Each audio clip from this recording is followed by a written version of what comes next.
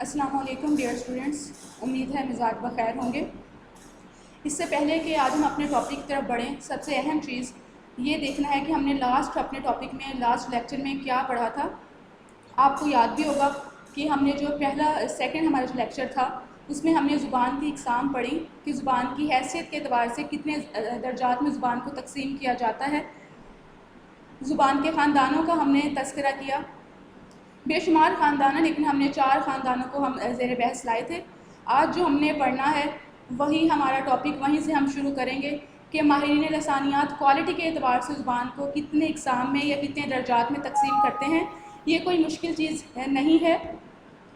چیز نہیں ہے، جب آپ پڑھیں گے آپ کو بہت آسان لگے گا، اور ہے بھی آسان کیونکہ زبان ہماری اردو زبان ہے، ہمیں پتہ ہے ہم نے کب کہاں کیا چیز استعمال کرنی ہے، کوئی مشکل چیز نہیں ہے، بچپن سے ہم پڑھتے آ رہے ہیں۔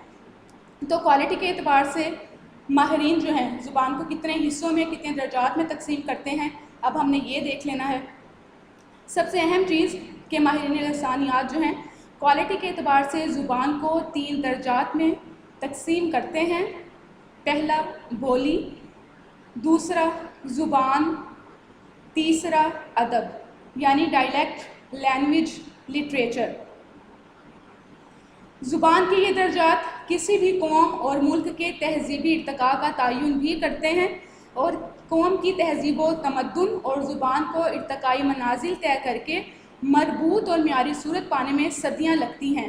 یہی وجہ ہے کہ ادبی زبان تک کا سفر بے حد طویل اور پیچیدہ ہے۔ اہم چیز سب سے پہلے آپ نے کیا دیکھنی ہے کہ ہمارا پہلے چیز ہے بولی، پھر ہے زبان اور پھر ہے ادبی زبان۔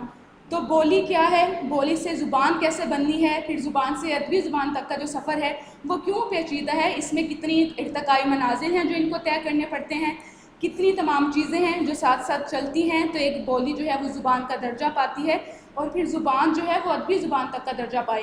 آپ کو یاد ہوگا ہم نے تذکرہ کیا تھا، ہم نے بات کی تھی کہ دنیا میں تقریباً 8-7 ہزار کے جو قریب ہیں زبانیں بولی جاتی ہیں۔ اگر ہم دیکھیں تو کیا سبھی زبانیں ادب کا درجہ اختیار کرتی ہیں؟ تو آپ کا بھی کامن سینس اس کا جواب دے گی، آپ کی کامن سینس بھی اس کا جواب دے گی کہ ایسا بالکل نہیں ہے، اور یہ بات حتمی ہے کہ ساری زبانیں جو ہیں ادب کا درجہ نہیں اختیار کر سکتی، سوائے 50 سے 60 زبانیں ہیں جو ادبی زبان تک کا سفر جنہوں نے طے کیا ہے۔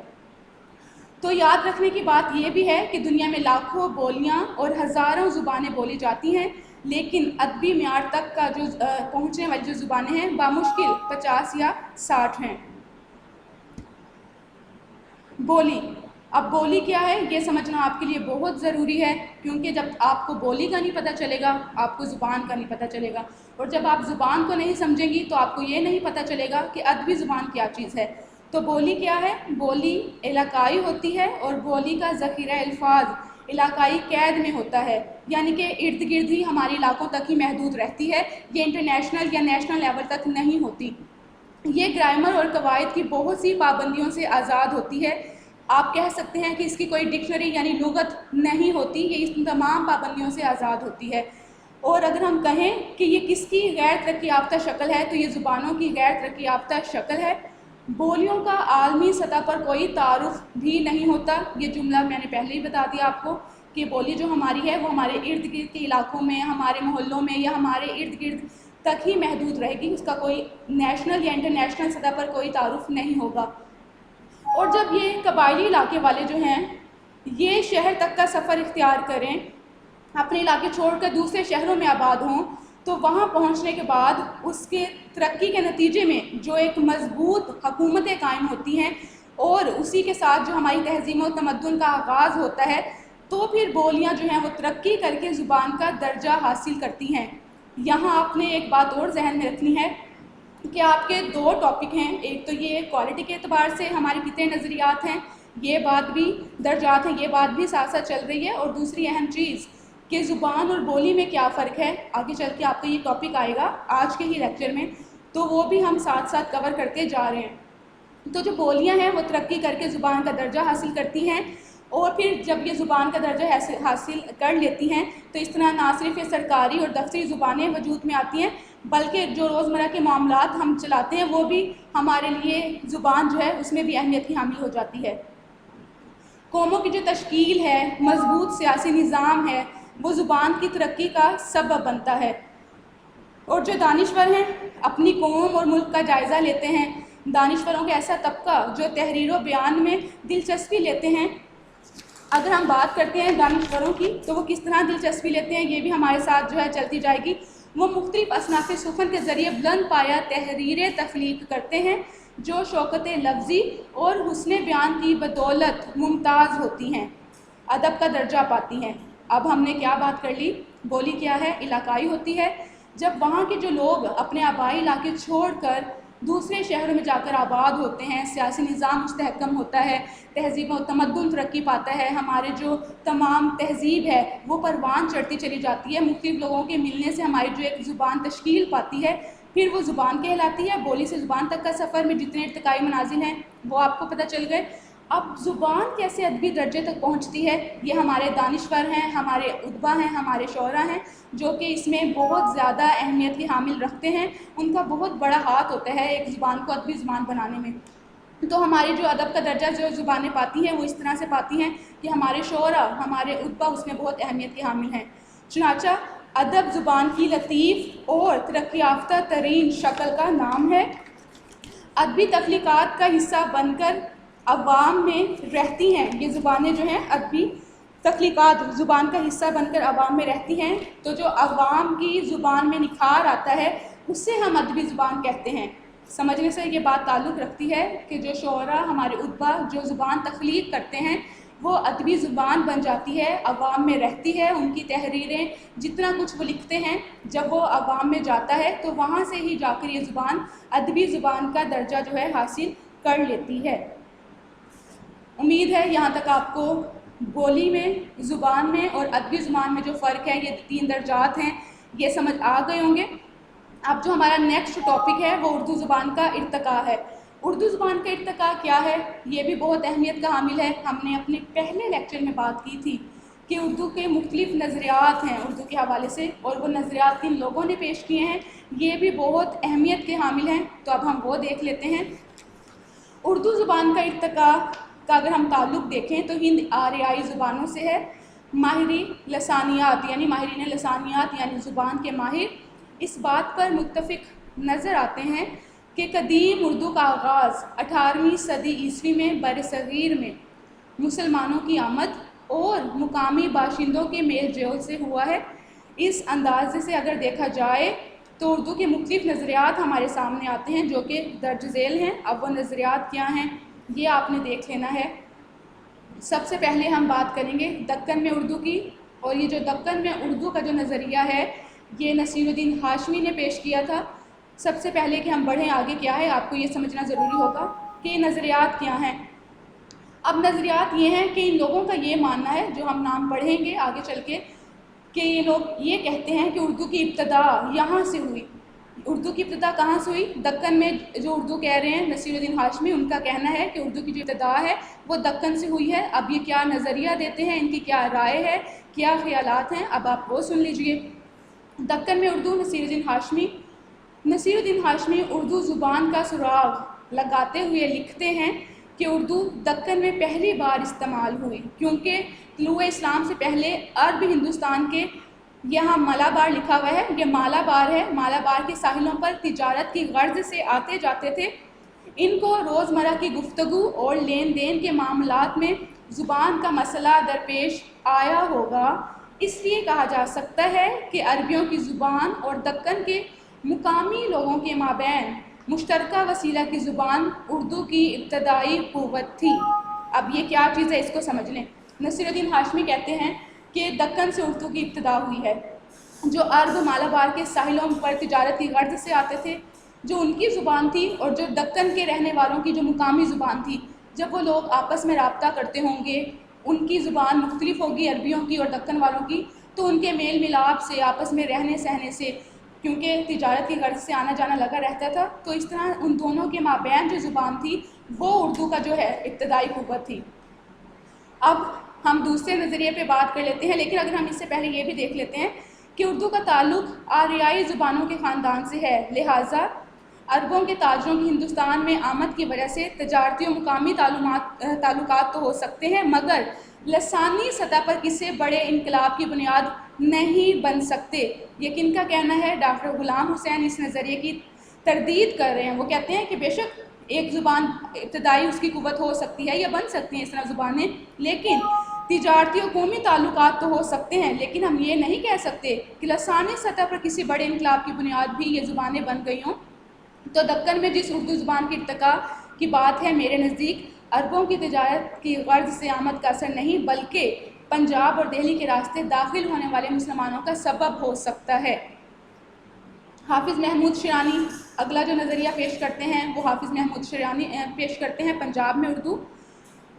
ان کا کہنا ہے، حافظ محمود شیرانی اس سلسلے میں گہرا مطالعہ رکھتے ہیں۔ ان کا خیال ہے کہ اردو زبان کی ابتدا پنجاب میں ہوئی، کیونکہ جب سلطان محمود غزنوی اور شہاب الدین غوری ہندوستان پر بار بار حملہ کرنے آ رہے تھے تو پنجاب میں فارسی بولنے والوں کی حکومت قائم کی گئی تھی۔ اس طرح ان کا کہنا ہے کہ غزنوی نے جتنے بھی علاقے فتح کیے، ان علاقوں کا جو مرکز ہے وہ لاہور کو بنایا، اور لاہور کو اپنے علاقوں کا مرکز بنانے کے بعد وہاں مسلمانوں کی کثیر تعداد آ کر رہنے لگی۔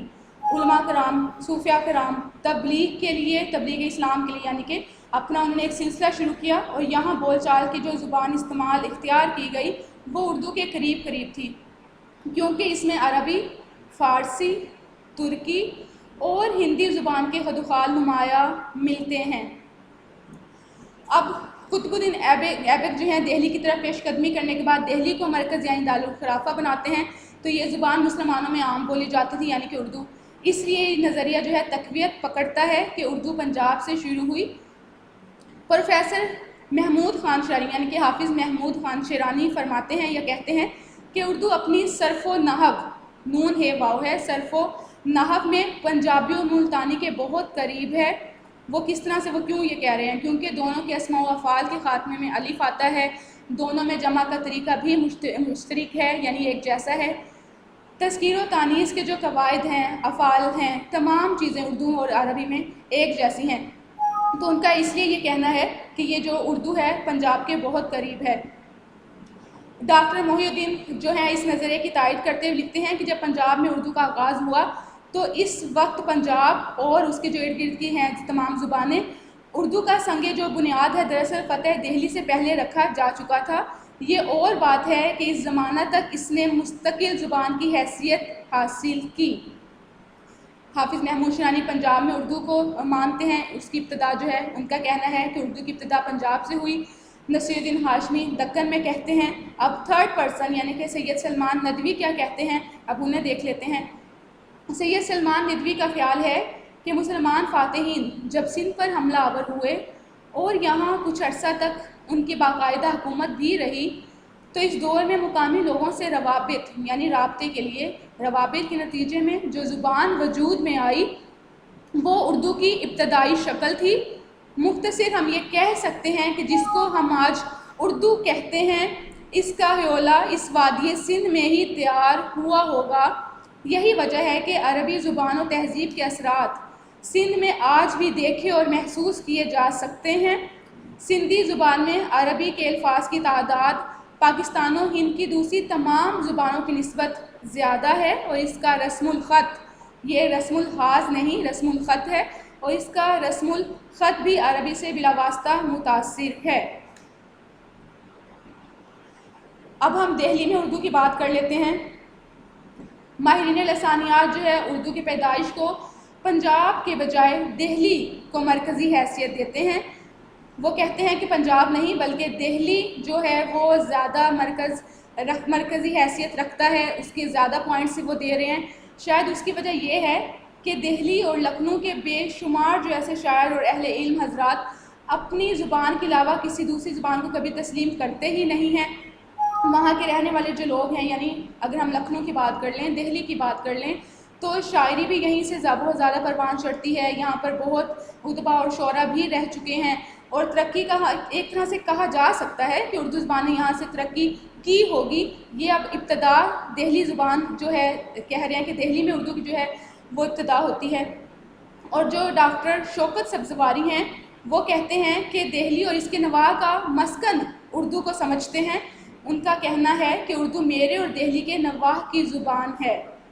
جو اب ڈاکٹر مسعود حسن ہیں وہ اس سے اختلاف کرتے ہیں، یعنی کہ اس نظریے کی تردید کرتے ہیں. وہ کہتے ہیں کہ سمجھ نہیں آتا کہ اردو کی ابتدا کا مسلمانوں سے یا سرزمین ہند میں ان کے سیاسی اقتدار کے قیام و استحکام سے کیا تعلق ہے، اور اردو کی نشوونما مسلمانوں کی سرپرستی میں اور ان کے زیر سایہ ہوئی، لیکن زبان خود مسلمانوں کی دہلی میں موجود تھی. ان کا کہنا ہے کہ زبان تو وہاں پر موجود تھی، ایسا نہیں ہے کہ دہلی والوں نے ہی زبان کی ابتدا کی.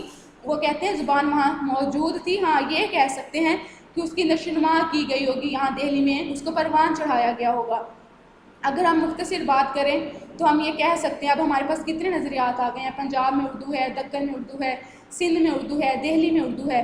اگر ہم ان سب کی بات کریں تو ہم یہ کہہ سکتے ہیں کہ یہ وہ نظریات تھے جو اگرچہ متنازع ہیں، تاہم ان میں کچھ نہ کچھ وزن ضرور ہے.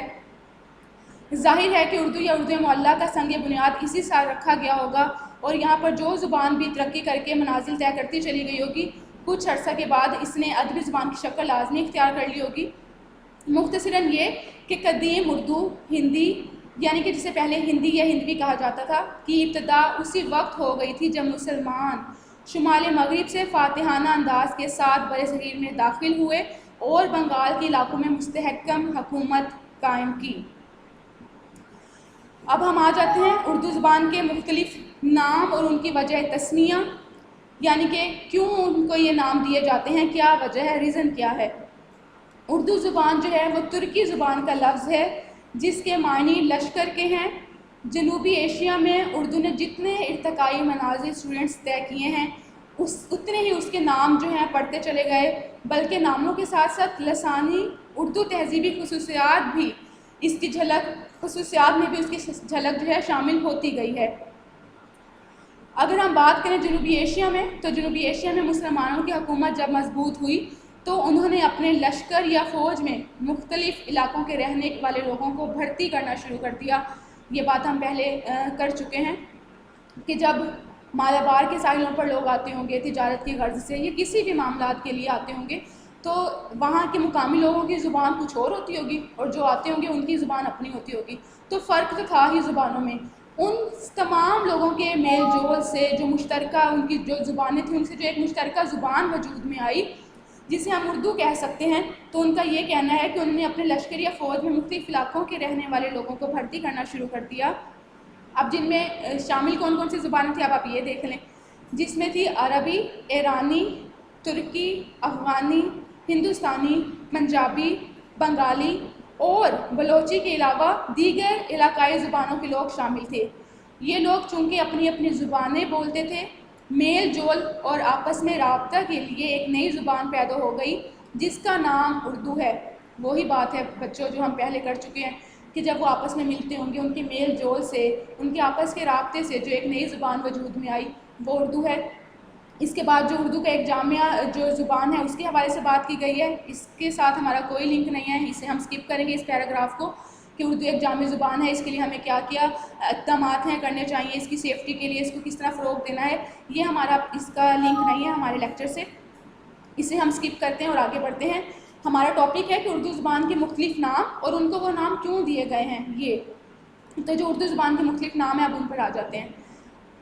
ماہرین لسانیات اس بات پر متفق ہیں کہ مختلف صوبوں اور علاقوں کی نسبت سے اردو کے درج ذیل ناموں سے شناسائی ہوئی، جس میں دکنی، گوجری یا گجری، گجراتی اور پنجابی وغیرہ شامل ہیں. مولوی عبدالحق کہتے ہیں کہ یہی زبان یعنی کہ اردو دکن میں جب آئی ہوگی تو اس میں دکنی لفظ اور لہجہ داخل ہوا تو دکنی کہلائی. جب وہ گجرات پہنچی تو اس بنا پر گجری، گوجری یا گجراتی کہلائی. اور ڈاکٹر شوکت سبزواری کے بقول اردو کو دہلوی، گوجری، گجری یا دکنی کا نام دیا گیا. یعنی کہ ہم کہہ سکتے ہیں مختصراً یہ کہہ سکتے ہیں کہ اردو کے مختلف نام مختلف ارتقائی منازل کے دوران مختلف خصوصیات و تعلقات کی وجہ سے کی بنا پر مختلف نام اس کو دیے جا رہے ہیں، لیکن اب صرف اردو کا ہی جو لفظ ہے وہ رائج ہے یعنی کہ مروج ہے، اور باقی سب نام متروک یعنی کہ ترک کیے جا سکتے ہیں. यहाँ एक बात आपको समझा दूँ कि जितने ही नाम क्यों ना हो उर्दू के, हिंदवी हो, रेख्ता हो, उर्दू मोहल्ला हो, गुजरी हो, दक्कनी हो, गुजराती हो, जितने भी नाम हो सारे के सारे अब जो है हमने तर्क कर दिए हैं, यानी कि हम छोड़ चुके हैं, मतरूक हो चुके हैं। अब हम इन तमाम नामों को, इन तमाम ज़ुबान को एक ही नाम से जानते हैं और वो है हमारी उर्दू ज़ुबान, और जबकि अब वो चल भी यही रही है। तो अगर हम उर्दू की इब्तिदा की बुनियाद बरसगीर पाक व हिंद में मुसलमान फ़ातिहीन की आमद पर रखी गई है, ये देखें तो इस्तदलाल भी यही है कि उर्दू ज़ुबान का जो आगाज़ है मुसलमान फ़ातिहीन की हिंद में आमद और मुकामी लोगों से मेल जोल और मुकामी ज़ुबान पर असरात व तासुर से हुआ, और एक नई ज़ुबान मार्ज़ वजूद में आई जो बाद में उर्दू कहलाई। अब इसके हम नाम देख लेते हैं कि जो बाद में उर्दू कहलाई उसके पहले नाम क्या क्या थे।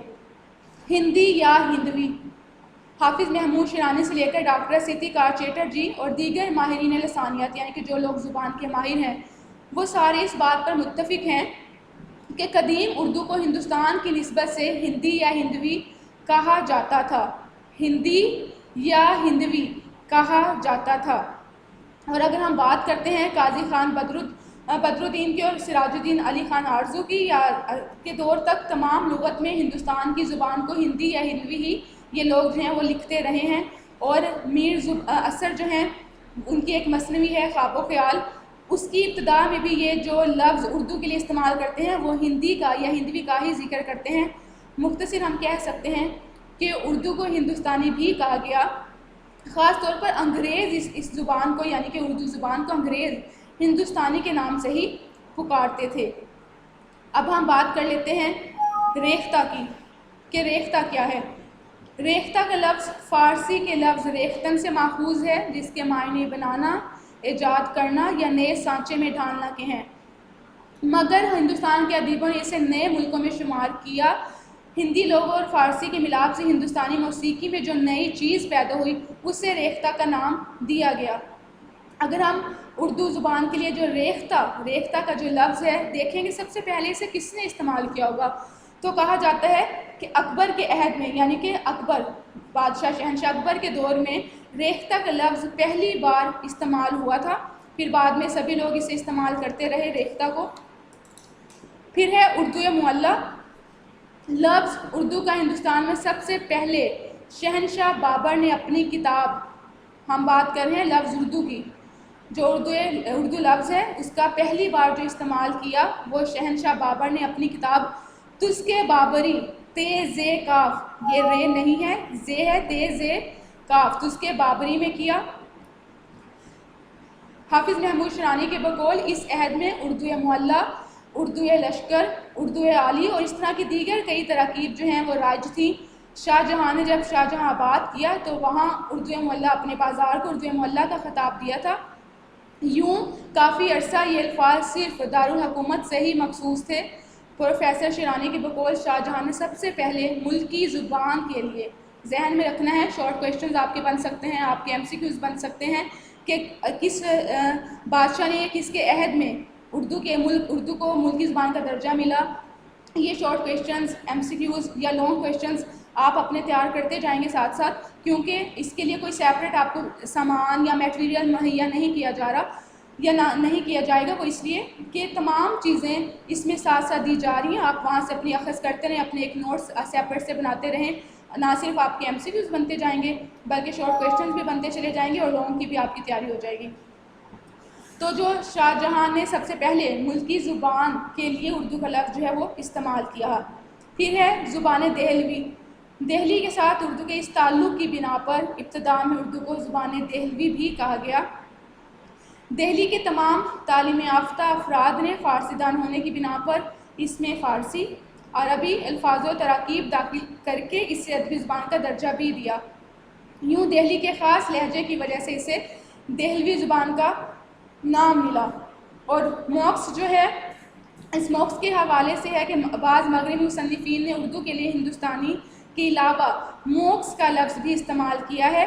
ये नाम मुसलमानों की रियायत से उर्दू को दिया गया है और ये नाम जो है 18वीं सदी ईस्वी के बाद मुसन्निफ़ीन के यहाँ हमें देखने को मिलेगा। اب ہم دیکھ لیتے ہیں کہ اردو زبان کے ارتقاء کا مختصر تعارف کیا ہے، یعنی اردو زبان کی ابتدا سے لے کر عروج تک اس کو کتنے ادوار میں تقسیم کیا گیا ہے۔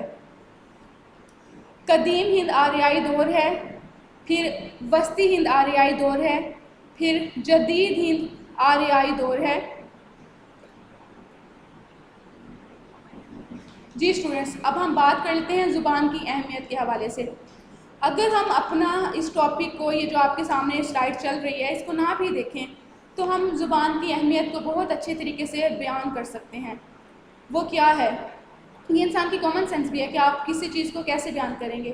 مثال کے طور پر میں آپ کو لیکچر دے رہی ہوں، میری ویڈیو صرف آپ کے سامنے آتی رہے، لیکن جو لفظ میں بول رہی ہوں، جو میرے خیالات ہیں، اگر میں نہ بولوں آپ تک وہ کیسے پہنچ پائیں گے؟ یہ ایک پیج کے ذریعے آپ بس اس کو لے لیں گے، ہو سکتا ہے اس پیج کو میں نے بہت سا تبدیل کرنا ہو، بہت سی رد و بدل اس میں نے کرنی ہو، تو آپ زبان کے بغیر کسی کے خیالات کا، تصورات کا صحیح لکھائی سے بے شک آپ کر سکتے ہوں، اس کی تحریر سے بے شک آپ کر سکتے ہوں، لیکن صحیح معنوں میں اندازہ نہیں کر سکتے تو زبان کی اپنی ایک اہمیت ہے۔ زبان سے نہ صرف ہماری تہذیب پروان چڑھتی ہے، ہماری تہذیب و تمدن جو ہے پروان چڑھتے ہیں، بلکہ ان میں حسن بھی پایا جاتا ہے۔ اگر ہم زبان کی بات کریں، زبان کی اہمیت پہ بات کریں، تو انسان کی اعلیٰ و عرفہ صلاحیتوں کے اظہار کا جو ذریعہ ہے وہ زبان ہے، اور اس کی معاشرتی ترقی کی واضح علامت بھی ہے۔ زبان شخصیت میں توازن اور عمل میں ترتیب پیدا کرتی ہے۔ اس کی نشو و نما سے نہ صرف سماجی شعور میں بہتری آ سکتی ہے، بلکہ انسانی زندگی میں چار چاند بھی لگ جاتے ہیں۔ اب کس طرح سے یہ چار چاند لگیں گے، ہم اس کو زیر بحث لے آتے ہیں۔ انسانی زبان کی بنیاد عقل و دانش پر ہے۔ انسان سب سے پہلے ذہن میں تصورات قائم کرتا ہے، پھر تبادلہ خیال کرتا ہے، اور یہ تبادلہ پہلے سے طے شدہ عمل کے مطابق ہوتا ہے۔ وہ جو کچھ دوسرے کو سمجھانا چاہتا ہے وہی سمجھا دیتا ہے۔ اس کی میں ایک واضح مثال آپ کو دے دوں۔ مثالیں اسٹوڈنٹس ہمارے لیکچر کے حساب سے ہوں گی، کیونکہ ہم ادھر ادھر نہیں بھٹکنا چاہتے، جو چیز ہم کر رہے ہیں پہلے ہماری بھرپور توجہ اسی پہ رہے۔ میں آپ کو پڑھانے یہاں بیٹھی ہوں، آپ پڑھنے بیٹھے ہیں، آپ کو پتہ ہے کہ آپ نے پڑھنے بیٹھنا ہے، آپ اپنی کتاب ساتھ رکھیں گے، آپ اپنا پین ساتھ رکھیں گے، آپ اپنے رجسٹر ساتھ رکھیں گے۔ آپ کو پتہ ہوگا کہ جب ٹیچر ہمیں سبق دیں گے، یعنی کہ آپ ایک اپنی ترتیب سیٹ کرتے جا رہے ہیں، ایک اسکیچ تیار کرتے جا رہے ہیں کہ جب ہمیں ٹیچر پڑھانے لگیں گی تو ہم نے اس طرح سے لکھنا شروع کرنا ہے، یعنی کہ آپ کے ذہن پہلے سے ترتیب چیزوں کو دے کے بیٹھا ہوا ہے، آپ نے ہر چیز کے لیے اپنے آپ کو تیار رکھا ہوا ہے، تو مشکل نہیں ہوگی۔ اور مجھے پتہ ہے کہ میں نے بچوں کو یہ پڑھانا ہے، تو ایک خاکہ اپنے ذہن میں ترتیب دے لیا ہوگا۔ اب اس خاکے کو جو میں نے آپ تک پہنچانا ہے، اس کے لیے زبان کا استعمال بے حد ضروری ہے۔ اب جب ہم نے دوسروں کو جو سمجھانا ہے ہم ایزیلی سمجھا دیتے ہیں، یہی اس کا برتری کے جو راز ہے یہی ہے، اور وہ الفاظ کا سوچ سمجھ کے استعمال بھی کر لیتا ہے۔ اس کی آوازوں میں ربط اور الفاظ میں حسن پایا جاتا ہے، اس کی گفتگو اور تحریر بامعنی ہوتی ہے، یہی بات اسے حیوانات سے ممتاز کرتی ہے۔ سوچ، فکر، خیال، یہ ایسی چیزیں ہیں جو ہمیں حیوان سے جدا کرتی ہیں۔ کیا ہمارا اشرف المخلوقات ہونا بس اس لیے ہے کہ ہمیں بتا دیا گیا کہ انسان جو ہے اشرف المخلوقات ہے؟ وہ کس بنا پہ اشرف المخلوقات ہے؟ وہ ہماری سوچ ہے، ہمارے خیالات ہیں کہ ہم جو سوچتے ہیں پھر اس پہ عمل بھی کر لیتے ہیں، ہماری زبان ہے کہ ہم اس کا اظہار بھی کر لیتے ہیں، اور سب سے اہم چیز درد دل ہے۔ تو یہ تمام چیزیں ہیں جو ہمیں حیوانات سے جو ہے وہ ممتاز کرتی ہیں، انسان کو ایک برتری کا درجہ دیا گیا ہے۔ تو یہ چیزیں جب ہم ساتھ ساتھ لے کر چلیں گے تو زیادہ اچھے طریقے سے ہمیں ریئلائز ہوگا کہ ہم کیوں انسان اشرف المخلوقات ہے، کیوں اسے برتری دی گئی ہے، کیوں اسے حیوانات سے ممتاز کیا گیا ہے۔ تو یہ سمجھنے کے لیے اللہ تعالیٰ کی جو نعمتیں ہمیں دی گئی ہیں ان کے حوالے سے بھی جاننا بہت ضروری ہے۔ اور جو ہمارا اگلا جو ٹاپک ہے وہ میں نے آپ کو پہلے ہی بتا دیا تھا کہ زبان اور بولی میں فرق ہے۔